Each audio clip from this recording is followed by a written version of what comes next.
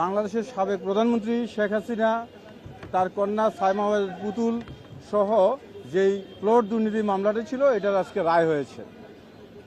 এই রায়ে বিষয়টি বিজ্ঞ আদালতের মাধ্যমে প্রচারিত হয়েছে। আপনারা সাংবাদিকরা জেনেছেন, দেশবাসী জেনেছে, আমরা রাষ্ট্রপক্ষের আইন পিপি হিসাবে আমরা উপস্থিত থেকে আমরা জেনেছি, শুনেছি।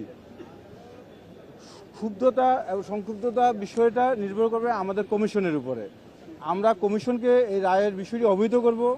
কমিশন উক্ত বিষয়ে ওনারা পর্যবেক্ষণ করবেন, সিদ্ধান্ত নেবেন। এই বিষয়ে পরবর্তীতে ওনারা জানাবেন।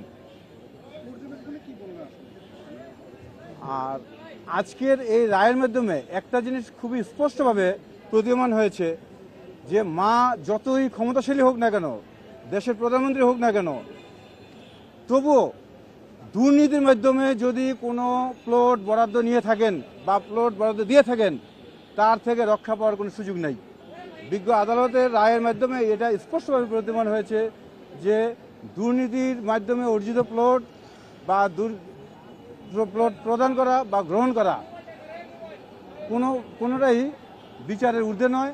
বিজ্ঞ আদালত আজকের এই রায়ের মাধ্যমে একটা দৃষ্টান্ত স্থাপন করলেন যে ভবিষ্যতে সরকার প্রধান হইলেও বা সরকার প্রধানের কন্যা হয়েও দুর্নীতির মাধ্যমে অর্জিত কোনো সম্পদ নিজের বলে রাখার সুযোগ নাই।